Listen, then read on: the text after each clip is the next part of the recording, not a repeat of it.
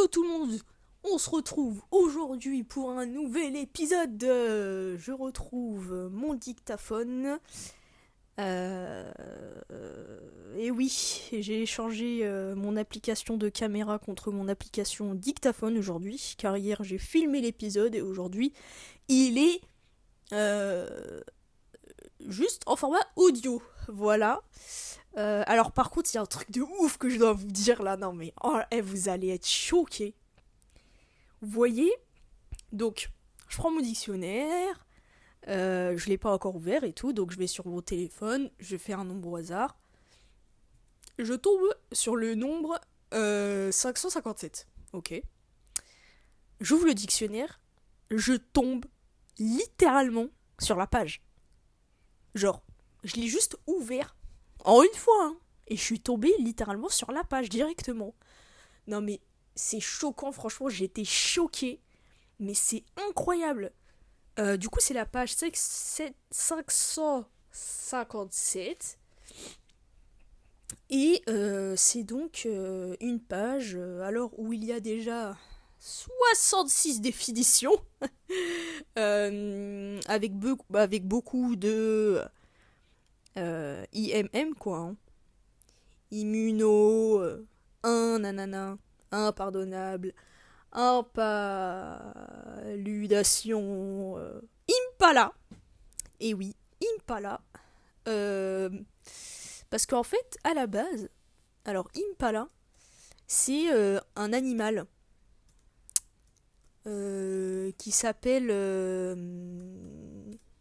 oui, qui est un animal, donc, parce que on connaît Tame Impala, qui est le chanteur, hein, l'artiste, qui est un auteur, compositeur, interprète et musicien, d'ailleurs. D'ailleurs, il est australien, voilà. Je sais tout ça parce qu'un jour, j'étais super fan de lui, en fait. Enfin, c'était une période de ma vie où j'ai... Non, je rigole, en fait, j'ai la page Wikipédia devant moi. Voilà. C'est un projet musical psychédélique. C'est ce qui a marqué, je suis choquée, je pensais pas. Qui s'appelle en réalité Kevin Parker. Et donc, pourquoi le groupe s'appelle comme ça? Ben, je vais vous le dire tout de suite, hein. Donc en fait le groupe déjà c'est uniquement en 2017 qui commence en 2007 pardon qui commence à s'appeler Tame Impala parce qu'à la base il s'appelait pas comme ça, il s'appelait Dee Dums, D-E-E voilà comme ça. Donc il y a marqué des voilants voilà une composition bah, il est pas marqué en fait. Ah si, ils tirent leur nom de l'impala, une antilope de petite taille, leur style musical. Bah pourquoi ils disent pas? Ah, juste comme ça en fait, il s'appelle juste comme ça en fait. D'accord. Bon. Je suis déçu, je vous avoue. Je pense que ça se voit à mon intonation. Depuis le début, je suis comme ça. Ouais, ouais, ouais. Et là, je fais. Ah bah. Bon, bref. Donc, bon, bah écoutez, bah, dans Time Impala, en fait, déjà, c'est pas un mec, c'est un groupe. Donc, je vais me calmer direct. Enfin, il y a marqué que c'est quand même un mec, mais après il y a marqué qu'en 2007 ils ont formé un groupe, donc peut-être après il s'est mis tout seul et tout, je sais pas quoi. Là je vous avoue, je suis plus sur la page là. Hein. Euh... Mais ouais, excusez-moi.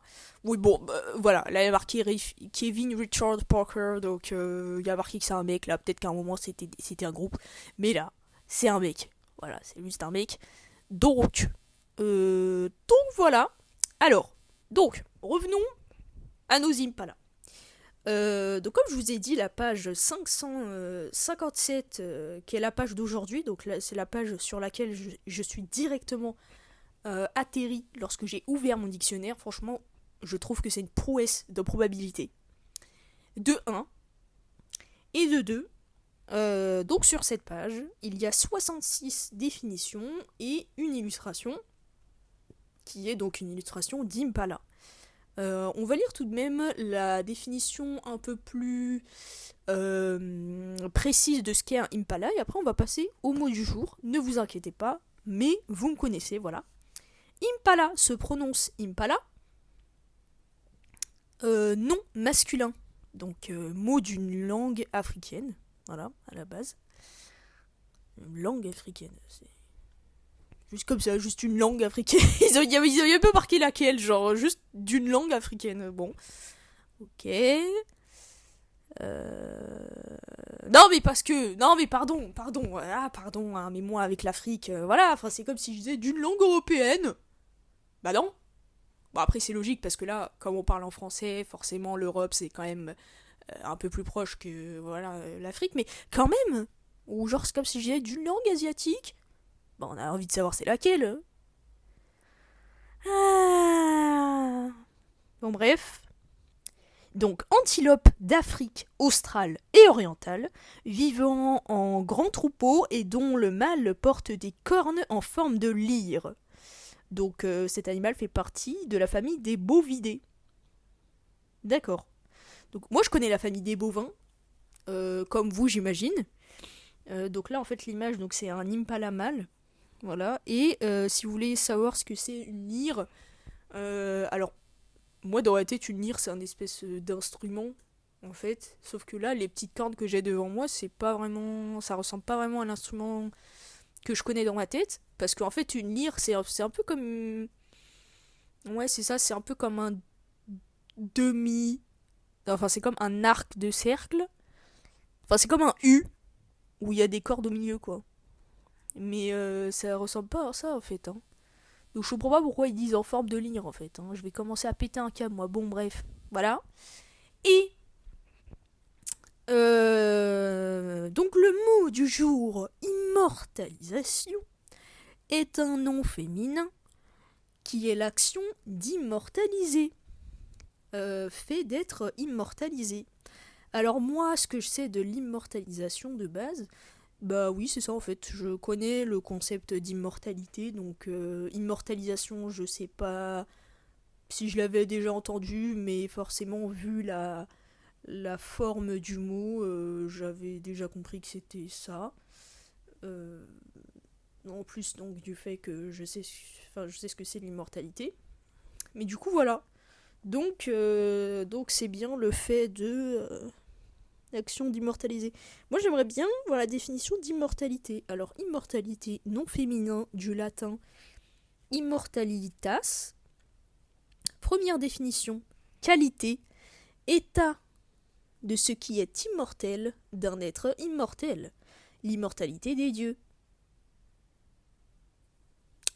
De survivance éternelle dans les mémoires des hommes. Ah, c'est marrant ça. Juste la survivance dans la mémoire des hommes, ça fait que c'est immortel. Attendez, parce que du coup ils disent ouais le fait que ça soit immortel. Super, on tombe encore sur ce genre de définition. Alors immortel. Ah. Ah. Ok. Parce que j'ai vu qu'il y avait deux définitions. Il y en a une qui est l'adjectif et l'autre qui est le nom. Sauf que le nom en fait c'est une fleur. C'est une plante. Pardon, c'est une plante à fleurs persistante en capitules serrés, très utilisés pour la confection des bouquets de fleurs séchées. Donc fleurs coupées de cette plante fait partie de la famille des composés. Voilà. Et il y a une expression qui va avec ce mot-là, donc c'est immortel annuel. Donc c'est les xaranthèmes. C'est le ou la xaranthème. Voilà. Bon, c'est une fleur quoi. C'est une plante à fleurs. Et sinon, le mot en lui-même, attention, adjectif du latin immortalis, un qui n'est pas sujet à la mort, comme par exemple les déités immortelles. 2. Que l'on suppose devoir durer toujours un amour immortel. 3. Dont le souvenir reste dans la mémoire des hommes, comme par exemple chef-d'œuvre immortel. Il y a aussi donc le nom. Quand on l'utilise en termes familiers, c'est un membre de l'Académie française. Waouh, on a appris des trucs de ouf. Et dites-vous, il y a des gens, il y a les membres de l'Académie française, on peut les appeler les immortels. Mais c'est chaud. Mais ils se prennent pour des dieux, je suis choquée. Donc voilà, c'était le podcast du jour. On a lu énormément de définitions. Je vais pas trop raconter ma vie. Et on dirait que je suis surexcitée. Mais voilà. J'espère que ce podcast vous a plu. Je vous retrouve dans un autre podcast. Portez-vous bien. et peut-être soyez immortel.